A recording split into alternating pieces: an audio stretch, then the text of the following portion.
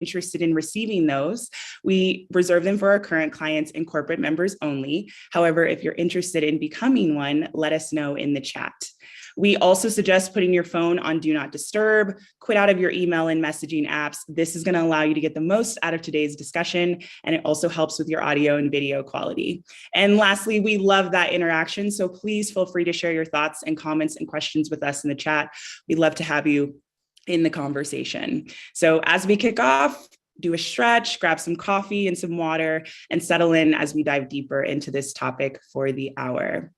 Now let's introduce our speakers for today. Our first guest is NLI's newly appointed Global Head of DE&I. A long history of driving change and building culture in large, complex organizations has given her deep expertise around DEI practices and principles, especially in the area of communications. In fact, she broke barriers as one of the first, and for a long time only, Black C-level speechwriters in the Fortune 100. Her 3 TED presentations challenging businesses to get serious about inclusion have collectively over 2.5 million views. Her superpowers: applying neuroscience to solve DEI challenges, building actionable DEI frameworks and strategies, and brokering honest DE&I conversations among top leaders. Please join me in welcoming NLI's Global Head of DE&I, Janet Stovall. Janet, it's so great to have you back on the show. It's so great to be here in this new role, so I'm looking forward to it. Thank you. Our next guest is an Aussie-turned New Yorker who coined the term neuroleadership when he co-founded NLI over 2 decades ago. With a professional doctorate, 4 successful books under his name, and a multitude of bylines ranging from the Harvard Business Review to the New York Times and many more, a warm welcome for our co-founder and CEO of the Neuroleadership Institute, Dr. David Rock. Great to have you back, David, as always. Thanks, Shelby. Great to be here. And I look forward to learning a lot from Janet, as I do every time we collaborate on things.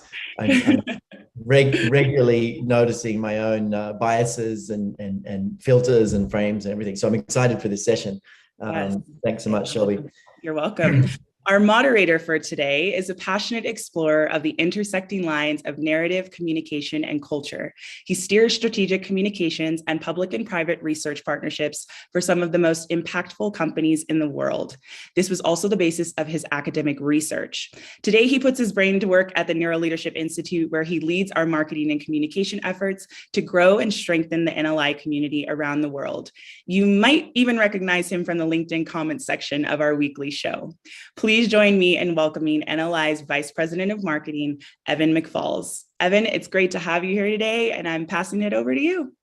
Thanks so much, Shelby. I'm thrilled to be here and really excited to kick off this conversation with you, Janet and David. So let's just jump right into things. Janet, first of all, congratulations. We're super thrilled that you'll be joining us as our global head of DEI. Can you tell us a little bit about what you're most passionate about in this role? We know that you're kind of taking over both our external approach and our internal practices.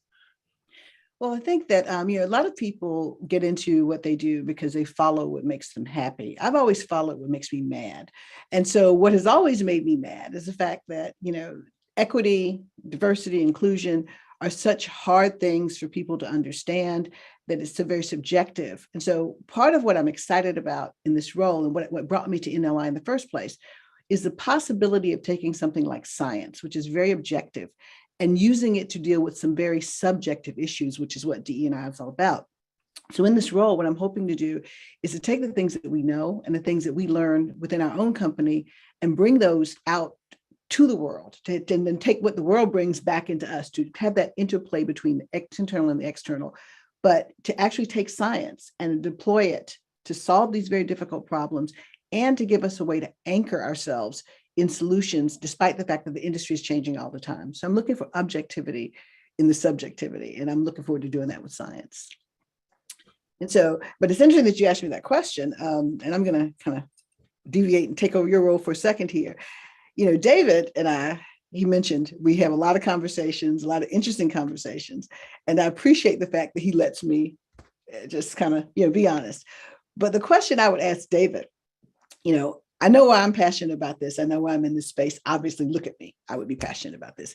Why are you passionate about this? I mean, I tease you all the time and say you are a white, male, cisgendered Aussie who is able-bodied. Why are you interested in this? So why? It's a very valid question, Janet. I was thinking about it. I get asked that once in a while. Firstly, I didn't actually set out to build a DEI practice or get into the DEI space whatsoever. That was never actually like kind of a goal. And it's so funny what you said about you follow what makes you mad, because I think I actually do the same. And what makes me really mad is imagining millions of people in a classroom learning something completely wrong, and then going out and making a mess of the world around them. Like, that makes me mad, right? And we had this process for like 15 years or something of gathering groups of talent executives and asking them, what's making you mad, right? What's not working? And about maybe 10 years ago, we did that really systematically with like a few hundred people over some months as part of our research. And we literally said, what's making you the most mad? Which we didn't ask exactly like that, but it was like something that's really important, getting more important. You're really trying to change. You're actually throwing money at it. And everyone says it should change and nothing's changing. Like, what fits those categories? And it turns out there was sort of all these things that were sort of competing for this. And then there was this one topic up here that was a massive outlier, and it was actually mitigating bias. And we started looking at the research on it. And it turns out when you dig just a tiny bit, all the literature says there's actually no way to reduce bias. And we were like, companies are spending like billions probably, trying to address this. There's no theory for it. So we got really excited about that and started on a 3.5-year journey to see if we could find something. And we did, and it is helping. But actually, we still agree there is no way for an individual to reduce bias by trying hard, or very little way. You actually need common language of the team. Anyway, I digress. We had a whole session on that. We can put that in the chat. People can kind of listen to the interview about how that came about. But that was kind of where it started. And we wanted to solve the thing that was making the most people most mad. And we started. And then there was like this thing where all these companies are saying, oh, we want you to understand the broader DEI space. Can you help us with these things? And I thought about it, and like I had this insight when we were working on allies. So we built an allyship solution. And I had this insight. I was doing my own research and reading, and I saw that wheel that you kind of referenced, I guess, before, like of all the advantages people can have, able-bodied, having children, cisgendered, white, all these things.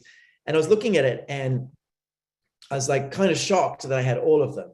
And I say that carefully because I'm not trying to brag. I was kind of shocked, like, oh, I don't feel privileged.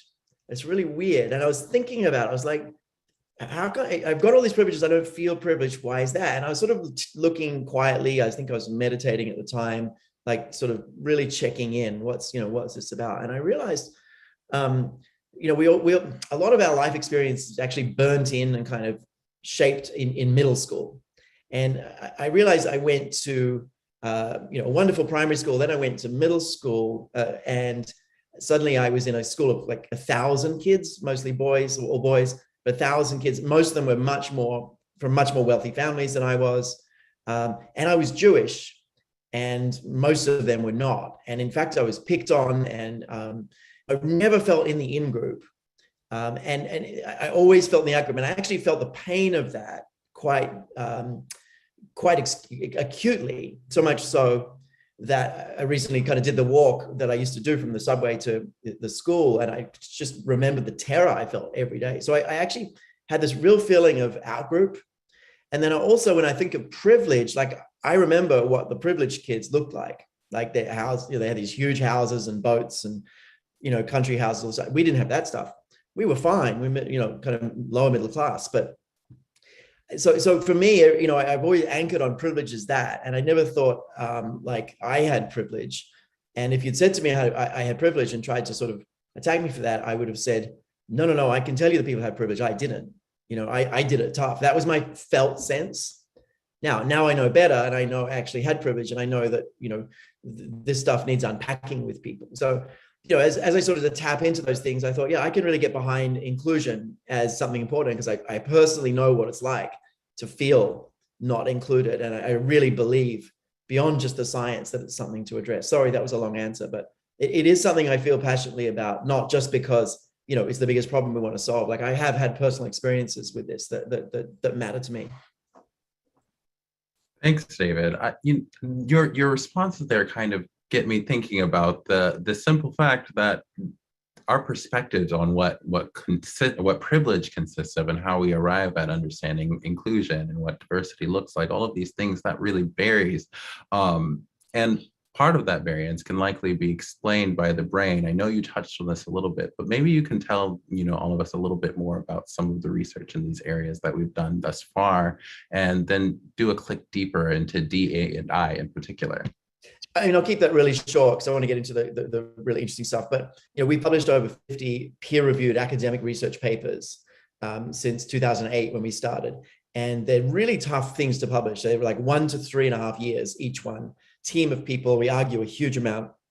We bring in outside experts and we have an internal team. And essentially what we do is we take something that's not working in organizations around talent, and we try to understand from a biological perspective why it's not working and what to do differently, right? So we'll look at a challenge like, you know, how is it bias is not changing? We'll go into the biological literature. Let's understand the current strategies and what they would do or don't do in the brain based on how bias works in the brain, right? And then let's try to come up with the different suggestions. That was a 3.5-year project. So we've done a lot of research, but in the DEI space, you know, bias, we then did a whole big body of research that was over 2 years on inclusion, and came up with a really important point of view that's gone out really widely. We then looked at employee voice. How do you create a culture of speaking up? We also published a big piece on recruiting and how you really address the recruiting challenge. We've published on gender, a really big piece on gender bias and kind of why is it that everyone, including women, you know, accidentally think men are better leaders when actually the data says women are. So there's a few other pieces as well. So we published quite broadly across DEI. You know, 8 different significant academic pieces, and then also quite a bit of industry research. So, I mean, we've probably done, well, I know we've done more research than anyone in the world on the biological foundations of the DEI challenges. And that's and it feels like we're at the middle of the beginning. There's so much more that we want to do, but that's what we've done so far. Thanks, David. You know, and thinking about that, us being about at the middle of the beginning, I want to take the next question over to you first, Janet. What's happening in the DEI space right now? Can you tell us about how it's changed and where things are going? Absolutely. And which is one of the reasons I'm so excited to step into this role at this particular moment. If you've been in the DEI space for many years, as I have been, you recognize that this has been the most exciting and frustrating time in many, many years that has happened in the space. Everybody is interested in ways. The sophistication of what companies are asking for has gone through the roof. And so it's interesting to see that when we talk about, you know, like David said, we study very much the biological nature of some of these things that affect DEI, like bias, inclusion. What's happening is people are looking to us now and are asking, okay, biology is there, that's the basis. But what happens when you take biology and drop it into society? What happens when you lay the things above it that aren't so directly scientific? What do you do? And so that's kind of things I want to help look for. I want to help build in our organization. But DEI changed, of course, dramatically about 2 years ago with the murder of George Floyd. It kicked off a global social justice movement that then spilled over into corporate America, where corporate America started for the first time when the moratorium was lifted on having an opinion about these things in this space. Corporate America spoke up. Companies started speaking up. Their employees started saying, what are you doing about this? Where are you on equity? We see it happening outside our walls. What are we doing inside?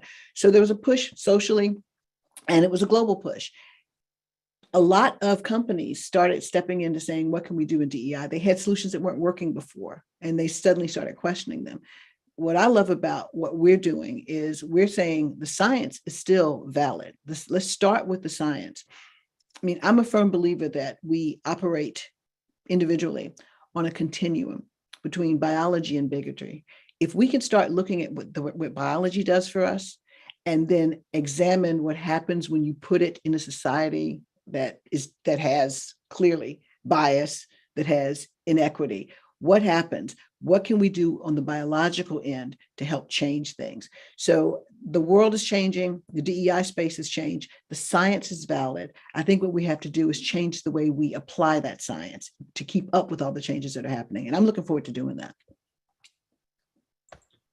I want to go a click deeper into that, because you mentioned that in the wake of the murder of George Floyd, that a lot of companies were, stepping up and taking a stand, making their positions on these things known. And that was exciting. But I understand, for example, that chief diversity officers, which, I think that those positions were being filled pretty aggressively for some time after that. But in the years that followed, those same chief diversity officers found themselves exiting fairly quickly. And where I'm going with this is that I think that, and you let me know what your perspective on this is that sometimes it's difficult for leaders to really make diversity, equity, and inclusion a priority. Even if they espouse that, it's hard to make it real. What are your thoughts on that? I'm gonna answer it from one perspective, then I'll ask David to answer it from another perspective. I'm going to answer it from sort of the perspective of what they have to deal with in the workplace and in organizations. At the end of the day, companies, businesses are about profit, about stakeholder returns. They're in business to make money. So when you take something like DEI, which is so a little subjective, and we know, well, we believe we know, that diversity, equity, and inclusion have value to innovation, to customer insight, that they actually make organizations more successful. We know that. The data is out there. A lot of it is correlative as opposed to causative, but it's out there and it's getting more and more, it's getting better. So we know this. You would think that this shouldn't be that hard. Why are we even having this argument? Why are we going to have this discussion? I think it's because leaders have a lot of things they got to pay attention to. And until we get to the point where DEI becomes clearly the advantage, until we start tying business objectives to DEI objectives and then measuring what happens when you do that, it's going to be hard to get people involved. But that's just from sort of the outside standpoint. David, I'd be interested to hear from you what's going on in the brain and why people aren't doing this. Why aren't leaders jumping on this automatically? Yeah, I'm convinced that a big piece of the challenge is this awful quirk of the brain around DEI. There's this really unexpected and kind of surprising quirk that we discovered a few years ago. We wrote a whole piece about it in HBR. We'll put it in the chat in a minute, not just yet, but is this weird thing that that diverse teams actually are smarter. And the way to think about, let me go back a step. We actually studied the way you kind of activate or really motivate leaders. Like we really looked at the science of how you make something a priority, and particularly in DEI. And everyone sort of starts at the ethical or social case, which is rational, logical, often very impassioned, but they quickly move to the sort of business case, say, oh, let's look at all the data or the reasons. But that data and reason doesn't necessarily convince people. And the reason is this quirk that I'll explain in a moment. We believe the way to really mobilize leaders, it's not the ethical social case, it's not the business case, it's actually the mechanisms, the cognitive mechanisms of what happens with DEI, really understanding it, because that's where the quirks lie. And it turns out that teams that are more diverse and inclusive literally have a higher team IQ. And so the benefits of DEI probably occur at a team level, with teams making decisions, not so much individual level. And at that team level, a higher diverse and inclusive, it must have both, right? A higher diverse and inclusive team literally has a higher team intelligence that is stable across time and across tasks and variable between teams. And literally you can stack up, 10 teams, and the team that literally is the most diverse and inclusive will just keep solving the challenges faster and better, right? So but here's the quirk that gets in the way, and I'm convinced this is one of the reasons we haven't seen huge change. Diverse and inclusive teams actually are smarter, but the people in them feel the opposite. Right? And this has been really well studied. Diverse teams are smarter, but people actually feel that they're being less effective in that team while they're being more effective, right? So they're actually being more effective, but they feel like they're being less effective and they're even less confident in their work. Now, we wrote a piece on this called Diverse Teams Feel Less Comfortable. That's why they perform better. And it turns out that discomfort is actually a necessary condition. It's necessary to have that discomfort to get the benefits. But so this is something we talk to leaders a lot about. Like you're going to feel uncomfortable increasing diversity and inclusion. You're going to think you're going a lot slower. You're actually not. You're going to think that the work isn't as good as an output. Actually, it is. There'll be some variability, day to day. But on the whole, people are going to do better. The organization is going to do better, but it won't feel like that. So I think that's one of the reasons it's really hard to engage, or just, universally, despite so much business case and so much passion, that we haven't seen as much change, is because at the, 1,000 managers, you might have, 500-600 of them that are pretty on board. Maybe a couple of hundred are super passionate, a couple of hundred are not so passionate, right? But you've got a big bunch of people that are excited to do it, but as they go and do it, it doesn't feel right to them. And as they try to make things more diverse and inclusive, they literally feel more uncomfortable. And we've got to educate more on that. So I think that's part of the mechanism. Janet, what do you think? I agree with you. And I think, one of the things I always say is that diversity without inclusion, habituated inclusion, people understanding what that means and working together to do it on day-to-day habits they can pick up. Diversity without inclusion is chaos.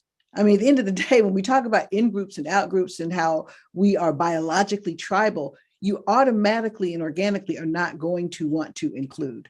So the issue is, how do you, as an organization, get people to think about that differently, get people to value that differently? But if you just throw them on a team and just say, okay, now we have diversity, go forth and create, that isn't necessarily going to happen. So we have to, as people who are trying to help organizations do something different, we have to help organizations understand that habits are what make the difference. Giving people things that they can understand and that they can do easily at scale is what changes organizations.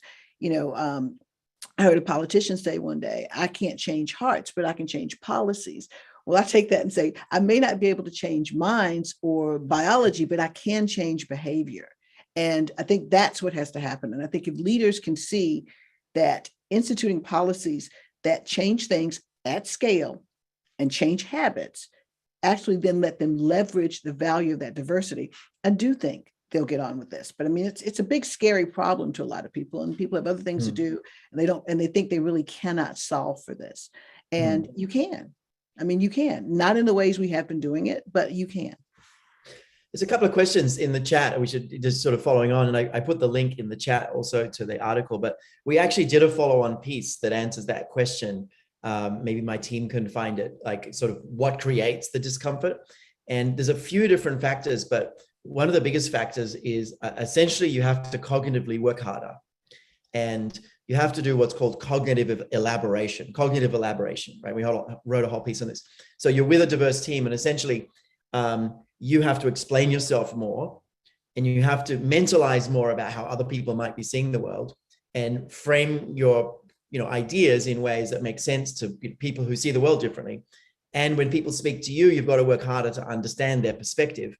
So you've got to work harder to do what's called perspective taking, which is very difficult to do, and we get wrong a lot. We wrote a whole piece on that as well, but one of our journal papers. But so all this perspective taking and sort of shifting perspectives is cognitively taxing. So it feels like hard work, and the brain is built to tag anything that's hard as basically a threat response, something to avoid. So it's like, oh, this is going to be harder work. But so we feel less confident than we would in a homogeneous team, where we go in and everyone understands us and we can say things very simply and shorthand and everyone gets us. We sort of feel more confident in the work, because it actually goes back to fluency. So you're working with a homogeneous team, it'll feel more fluent. Like fluency is a really fascinating concept. It's sort of things are easy and make sense and don't take a lot of effort, basically. And so in a diverse team, you've got less fluency, more cognitive elaboration. But the upsides of that cognitive elaboration is you're challenging ideas more, and you're looking at things from all perspectives. And so you're having much better, richer, more accurate, thorough conversations that you do in a homogeneous team.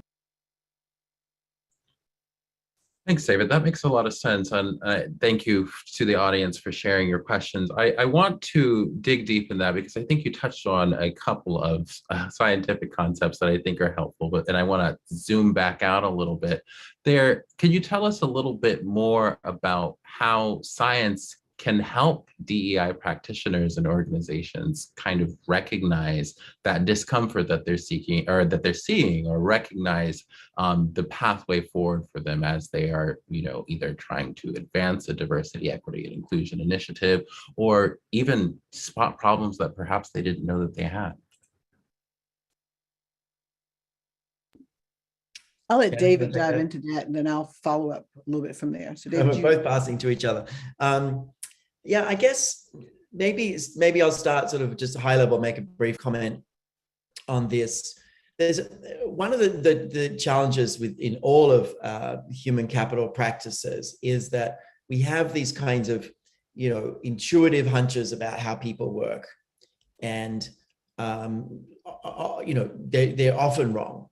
And I'll give you an example sort of outside of DEI for a moment, then we'll go into DEI. But I hear companies saying all the time, like, our company would be better if people gave more feedback, right? We need people to give more feedback. And it turns out that actually, if you really, really, really required and almost forced people to give regular feedback, your company would actually be worse. Someone tested that, a company tried this, they mandated, instigated, the place crashed and burned. And it turns out that when you give feedback, both sides are extremely anxious, and it tends to do nothing or make things worse more often than it makes it better on average. Like, giving feedback literally makes things worse or does nothing more often than it makes it worse than better. So, like, don't mandate giving feedback. It's a terrible idea, right? If you look into the science now, you go, oh, what's going on? Turns out there's this huge threat response for both people that can stay for your whole career, if it's the wrong feedback. Instead, you want to create a culture of asking for feedback, right? Very non-intuitive, turns out to work really well. So that's a quick example. We did a whole raft of research, published 2 really deep papers on that, studied it in the lab, like collecting real bio data, and then came to this conclusion: companies should create a culture of asking for feedback, not a culture of giving feedback. So that's an example, right? So in the DEI space, there's a whole lot of things that are sort of intuitive, that just aren't really delivering results, and science can basically explain why they're not working. I'll just give you an example of one, and then Janet can dig into more. But the one that a lot of people get stuck on is the mandatory training, right? So people think, no one really cares about DE&I enough. If we don't make it mandatory, no one will do it, or we'll only get the people already passionate. The people who really need the help won't do it if it's not mandatory. That's intuitive, right? Really, really intuitive, that if you don't make it mandatory, you won't get enough people, and the people who really need it won't do it. Well, it turns out that when you make it mandatory, you get a reaction in the brain that's really strong from everyone, which is an autonomy reaction and a status reaction. People feel like they're being told there's something wrong with them and told what to do. And one of the challenges is people don't generally see their own biases anywhere near as much as they see other people's biases. It's just how the brain works. So people individually think everyone else is more biased than them. It's actually been really well studied as a phenomenon. It's one of the biases. So you end up with a situation where you force people to be, doing a program. No one really thinks they need to, and so they just get really annoyed. And you might get 80 or 90% adherence to something, but most people have switched off, right? Whereas, and in particular, the people who are really upset about DE&I or just don't want to get involved, those people become even more staunch, stalwarts. Like they really fight against everything DEI now. They push back even harder. Now, we wrote a piece on this. Someone can put it in the chat. In strategy and business, is your diversity program making you more biased? We can put that in. But anyway, so that's one quick example. So the science says actually don't make it mandatory, make it compelling. And our most successful project so far in terms of data we've been able to really access is we were able to get of 140,000 people in a compelling program that was not mandatory. We were able to get 96% of the company, of 140,000 people fully engaging with a DEI initiative. 96%, right? So why do we want to make it mandatory? We've had other ones that are like, 85%, 90%, but our highest has been 96. So there's no real reason to do it, but your sort of gut instinct says, let's make it mandatory. What about for you, Janet? What's the role science has in kind of the DEI space? How can it help? I think that the challenge with science or with anything in the DEI space is that people have such an emotional response in this space. And so for me, the real benefit of science is that science can be viewed as a root cause. Because when you get in the DEI space, there's so many nuances that play in. So for example, we talk about the science of voice and speaking up. And we have, we talk about psychological safety. We talk about knowing what's right versus what's convenient, and we have science all behind that. But then I'll give you a great example. I was with a group the other day, and it was a listening session. And the CEO was supposed to be there, but the people who were running the session said, no, maybe not. Maybe you shouldn't be there because maybe people won't be honest. All right, made good sense. Two of the people in that session raised a hand and said, well, maybe the CEO should have been here. We talk about people don't want to speak up, but the people who spoke up and the people who didn't speak up, if you look at who those people were, it were people that were more in the in-group of the CEO in that case, as opposed to the people who were not. So whereas we have the science that says this is why people don't speak up, in the DEI space, there are other nuances. That doesn't mean that the science doesn't make sense. It means you start with the science, and then you can understand why people don't do things, and you can look at where the nuances play a role, which is what DEI has to do. So I believe that science's role in diversity, equity, and inclusion is about root cause, because if we can get to the point where we understand the things that don't change, if we get to the point where we can understand the things that are foundational, then we can build on that nuance. It takes away the fear of just not understanding what's going on at all. It takes the subjectivity out of it. And so I think science has a huge role to play in this. It is not an excuse. Some people will criticize and say, well, you're giving people an out because you're saying, for example, unconscious bias. I don't know. I'm not conscious of it, so therefore I didn't do it. That's not what we're saying at all. We're saying people do things for a reason. And if you understand why people do things for a reason, and then roll that up into understanding what things you can change, which science will tell you how you can change, you change whole cultures that way, one person at a time. So that's what I believe the value of science is. That's interesting. Let me kind of build on that. Thanks, Janet. I want to build on that and just talk about the role of science and give folks a bit of framing about this. So we think about organizational change in terms of three kinds of work you have to do. You have to make a change a priority, you have to build habits, you have to focus on systems. So there's three different works: priorities, habits, and systems. And getting people to care, getting people on board with a concept is great. That's making a priority. But nothing changes unless people really do things differently, right? If you want people to be healthier, you can't just motivate them to want to be healthy. They actually have to, exercise more or drink more water or change their diet or other things, right? And by the way, someone who's really lonely and isolated might get much more health benefits from having a social life than changing their diet, right? So you want to give people the right things to do, right? And then you need systems to create change. And so as you think about sort of P, H, and S together, we see there's actually three kinds of science that is necessary, particularly for how you activate the habits across a company. So in our consulting work, we're working with about, I think, close to 400 organizations right now, and probably 200 of those are in the DEI space. And that's impacting a lot of people. It's 5 million people last year, right? So we've got about 400 big initiatives happening around the world. So in that space, there's a lot of it is about how do you build habits and make those habits really stick. Because if you have to remember something, if it's not a habit, it's not going to work. You're not going to change people, right? You have to get to the habits. So we see there's science at three different levels of construal. There's firstly science about which habits, how many habits, which ones, what order, right? And in any domain. And can you look at all of DEI and just say that there are just, a small set of habits? No, it's probably a lot of different habits, right? So you look at the whole space and say, how do you carve up the whole DEI space into kind of chunks of habits that you can learn at a time? And then in those chunks of habits, like let's say be more inclusive, right? What are the right habits people need to be more inclusive? You know, when Microsoft did that research before we helped them, they had 10 inclusive habits that they tried to teach people, and it just didn't really stick.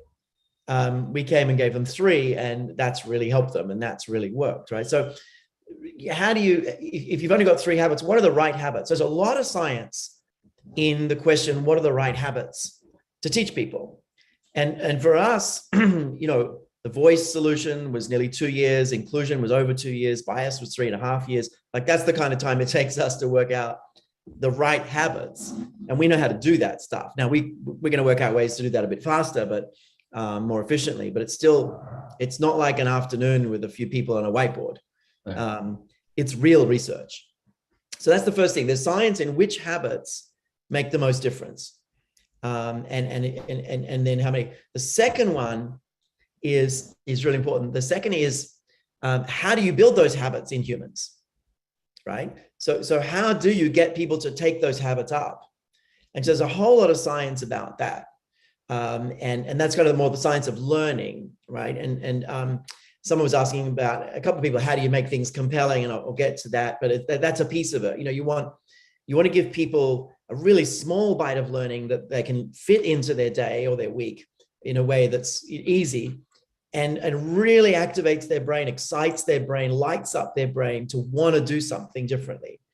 And that's called a moment of insight, right? So how do you get people to learn this stuff is you got to give them this aha moment that's as powerful as possible, and then give them really easy tools to go and now activate the energy they've got from that moment.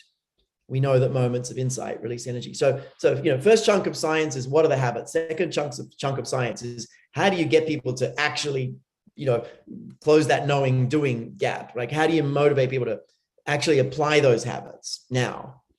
All right. And so part of it is a strong insight. We also there's a lot of research that if you do these things socially, you encode more richly, recall more easily, act more often. So we've done a lot of research on this, that learning socially, you know, something like inclusion, learning with your team about inclusion is radically more sticky and used than just learning it on your own. So, you know, strong insight, social, and then doing this over time. So these are some of the principles. There's a lot more science and nuance though. So just how do you get an individual to learn this stuff? So what are the habits? How do you learn the habits is actually different. The third one, which is really hard, which we've got, you know, maybe like 5 years of science on now, like real data. We've got real data on this stuff, is how do you scale this across an organization? Right. So how do you actually take 100,000 people or 1,000 people or whatever? And what's the most efficient way of getting that company, 1,000, 100,000 to embody those habits? What's the most efficient way? Right. Here we go back to sort of conventional wisdom is, you know, top down, you know, let's do a lot of work with the top team. Well, I don't know about you. If you ever tried to work with a top team, it happens really slowly. It's really hard to schedule. You never get them. By the time you get through the whole group, 20% of the people have changed jobs. It's like you never hit it. So the current paradigm for learning is a few people slowly and teaching them a lot, like teaching a few people a lot slowly. So the science of organizational change, that third chunk, right? We see all this evidence that the right way to do it is to teach everyone a little bit quickly. And now when I say quickly, I don't mean like in one session, I mean like in a month. The whole company, whether it's 100 people, 1,000 people, 100,000 people, or 1 million people, you can do it. And you do it more as a movement. We're going to be talking about movements in the next few weeks. We'll have a session, I think, in July on this. But so there's science at all 3 levels, and there's a real deliberate science. I mean, we look at the data from all our different interventions on that third category. We're looking at that nearly every week to say, what can we learn from the real data of the habits that have been activated? Sorry, that's a bit long, but I think science has a huge role to play in DEI changes actually working. Well, I think you make a very good point when you say it's about finding something that a lot of people can do quickly and easily. Because like I say, when you look at DE&I, it is a huge, big, scary area. And being able to take it and break it down into something that you can just actually do. Because what I hear so much in the spaces, we want to change this, but what do we do? What do we do? And I think that when you're talking to people who are actually doing this work, I mean, they're usually asking about systems we change or whatever. But when you talk to the people who are actually in the space, the employees, they often say to you, what can I do? Yeah, I'm not in a position of power. I can't change policy. What can I do? Giving people habits answers that question. You can do this, and you can do this every week. You can do this every day, and all of you can do this. And it does mean that things change that way, and they change a lot faster because, trickle down doesn't really work. Let's face it, it doesn't. And so it's much better if you can do this. And like, that's what I hear all the time. I don't know what I as an individual can do. And here's an answer. Yeah, I think I want to build on that and address some of the questions that are coming in as well. That like this goes to the third category of how do you mobilize a whole company to build habits, right? And we do have some research on that and some points of view. We think about it a lot. So one of the things is the biggest factor people do something turns out to be thinking that everyone else is doing it. So it's such an important insight. We've got a piece we're writing about this at the moment, but the biggest reason people do something is they think everyone else is doing it, right? So if you have a company of 1,000 people, what you want is all 1,000 people assuming that all other 1,000 people are absolutely practicing this, this week, and then they absolutely do it. It's like it's happening. It's happening. It's who we are now. So you need to create that impression. So, take that as your true north, right? And build around that. So you're much better to give the whole company a few things. Now, turns out one of the silver linings in the pandemic is everyone got used to learning virtually, and you can scale learning that really moves people virtually much faster, better, and easier than in-person workshops. We wrote a piece about that. Someone just put it in the chat.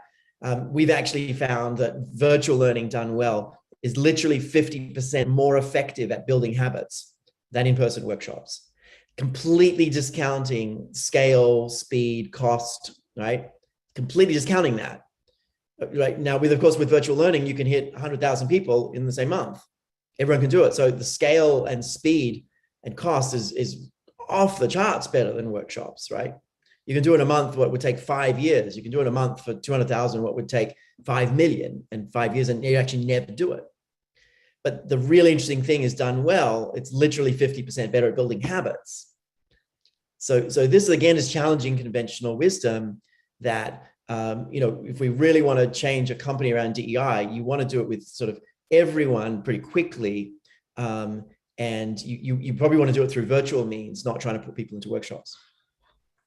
Thank you for sharing that. So we covered quite a lot of scientific ground and some actionable tips that I know people were asking for, particularly when it comes to making something compelling rather than mandatory. But I want to take a moment to think through some of the scientific innovations that we're exploring here at NLI. And I think we've touched on a lot of the things that we're confident about right now. Can you tell us a little bit more about, areas that we're finding things to be a little bit more gray or murky, or things that you're like, I think we need to dig a little bit deeper? I'll dive into that, since that's really what I'm here to do. I think it is some of those things that I was mentioning earlier, which are the fuzzy areas, the gray zones, which DE&I is full of. So I mentioned that example of the listening session. Okay, so what was different about that? There are other factors at play. So it wasn't just the human nature's ability or dislike or fear of speaking up. There was something else going on there.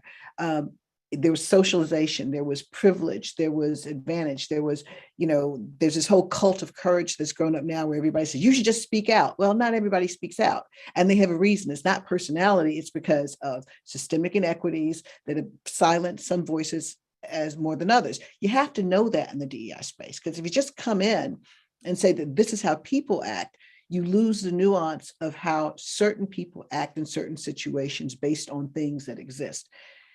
That doesn't mean that you throw out science. It means that you have to look at different combinations of the science. It cannot be purely one thing or the other, because diversity, equity, and inclusion there's never purely anything. Like, it is the biggest gray zone you will ever find. And so I think what's interesting still about science in this space is there are always going to be different sciences at play. And when I think about what we have to do to apply science in this space, and what I'd like to help, what I'm hoping I'm going to help us do well, is to figure out where we have all these different things that we've figured out about the basic human nature. How do these things combine? How do they work? What are the sciences that have developed that we haven't started looking at? But it's holding on to the fact that science has an answer there, and we just have to figure out how to apply it so that we can tackle some situations that aren't quite as cut and dry. David, what do you think? Yeah, it's a really big question. I mean, from a research perspective, there are definitely kind of findings that we're pretty confident in. And then there are findings that we're sort of confident in, like there's some signal, but there's some signals in multiple directions. And then there are areas where there's just no signal, it's all noise, right? And what we've published and what we advise on is the areas that we've got a really clear signal. And we don't publish until there's a really clear signal. Like in the mitigating bias space, we actually worked for 2.5 years and came up with a whole framework for addressing bias, published it, started presenting it, and found it actually didn't help. It didn't actually change people around bias. And so we actually retracted it and it went back to the drawing board. It took us about another year and we came out with seeds. But there are some things that look good on paper, and then they hit the real world, and the real world pushes back and says, no, that actually doesn't work. And so we had that happen. But we generally will publish things that there is a lot of certainty about. Now, you sit down and talk to someone about the brain, they're going to say two different things. We know more in the last decade than we've known in human history about the brain. That's roughly true, right? Amazing, we know so much. And someone else will say we're less than 1% understanding of the brain. How dare you tell anyone anything about it? We don't understand it at all, right?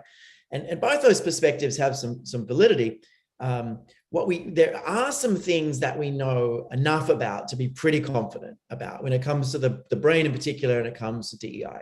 Like we can really say confidently that things go really awfully between two humans when they think each other is in their out group, right? We can really take that to the bank now and say, when people feel like they have competing goals with each other, like they feel in competition with each other for objectives, that all sorts of things happen in the brain. And I could give you like a 2-hour summary of everything that goes on in the brain just from this one mechanism, because there's so many studies on this. There's literally hundreds and hundreds of studies of what happens between out-group members. And so, we know there's a really clear signal. That signal says things go really badly in out-group members. Dig further down, and we've categorized how they go badly. You get perception wrong, you get empathy wrong, you get motivation wrong. We go click down into, so we're pretty solid on that. We're also pretty solid on the best way to mitigate that. In fact, there are 3 different ways to mitigate that, and we've ordered them.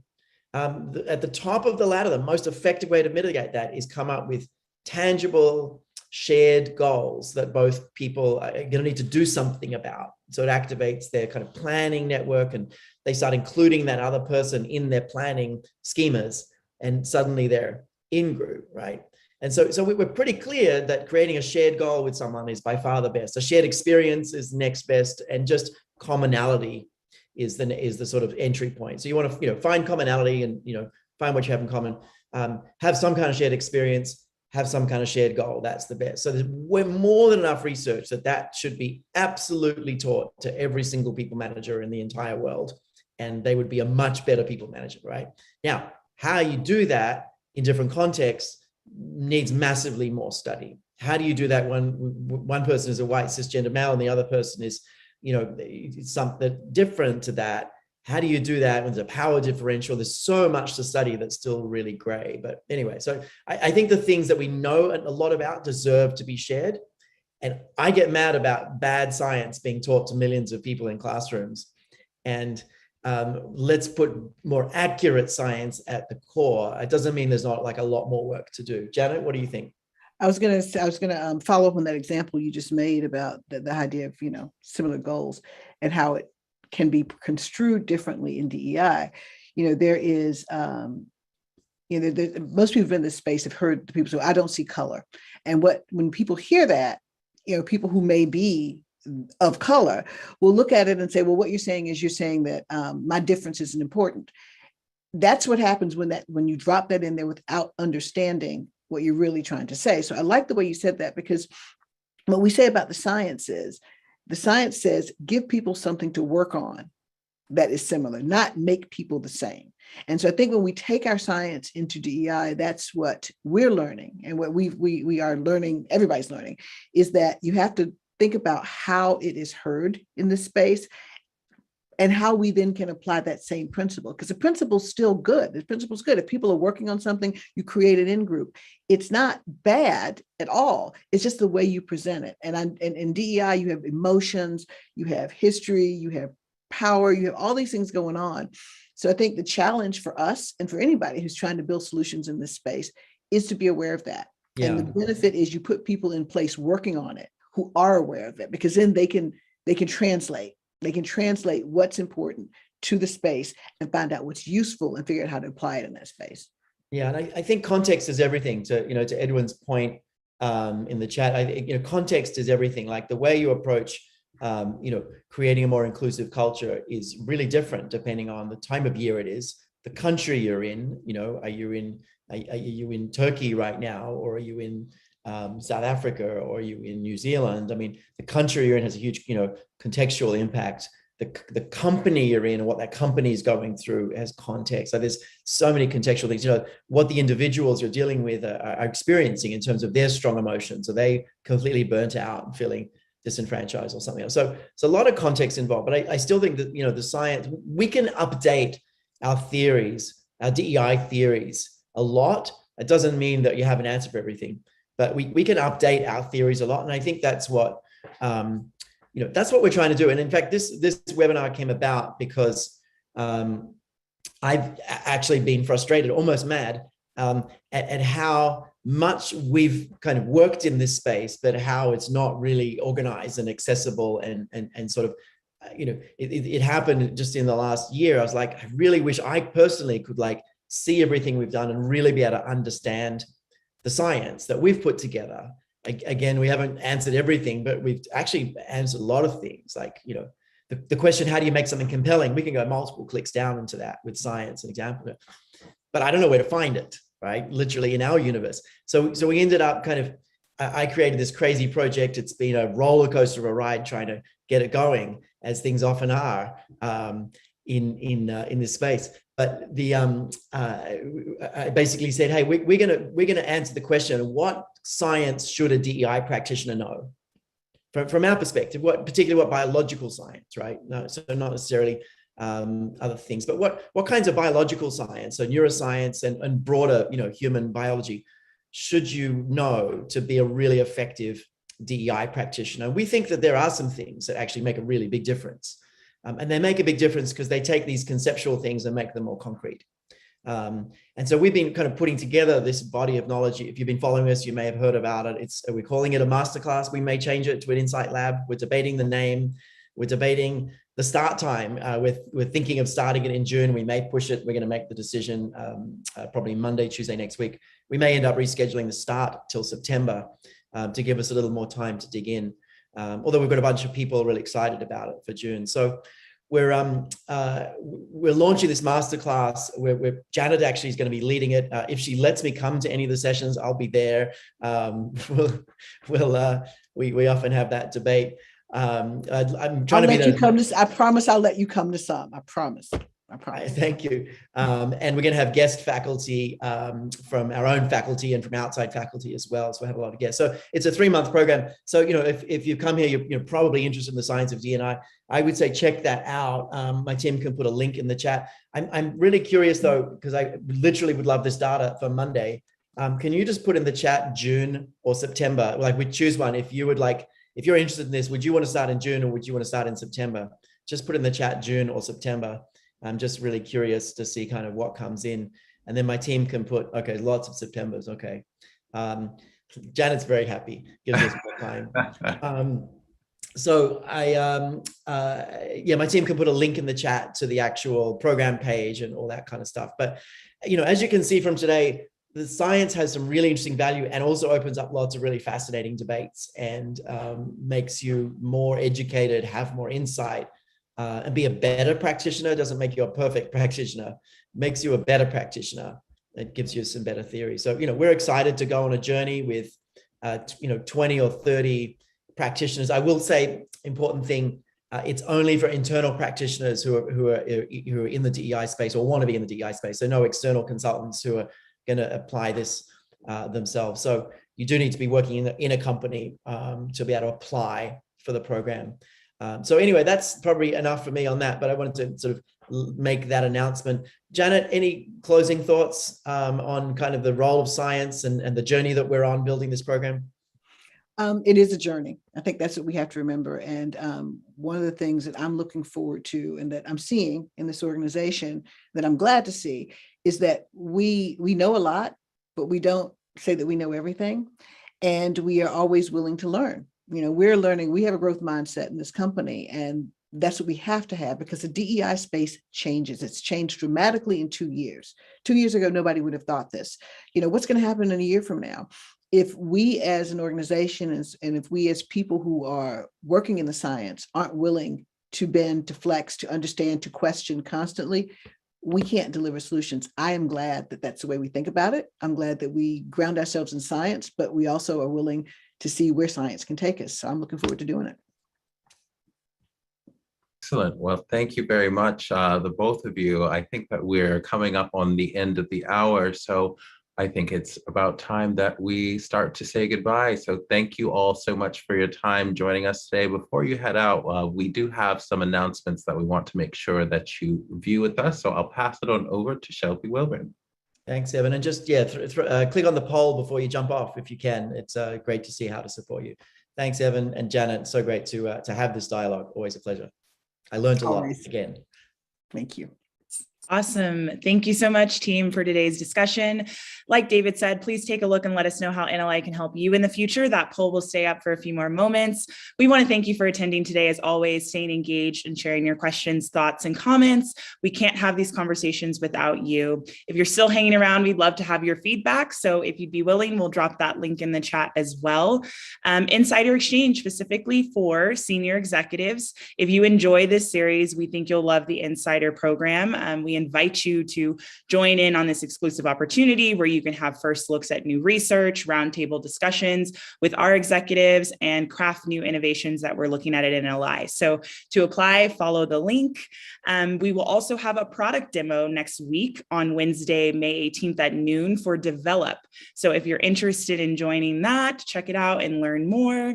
We're hiring. So if you want to join our team and come over here, we are interested in having you apply. Visit neuroleadership.com/careers to learn more about our open positions. Summit 2023, we're just keeping it on your minds out there in the horizon. Be on the lookout for more emails and information later this year. As far as the podcast, if you enjoyed today's conversation, you will be able to hear that as well. So check it out wherever you listen to your podcast for your brain at work. And this is where we say farewell. So have a wonderful day from our team to yours. Thank you for joining us as always. And we will be right here next week again. So have a wonderful weekend.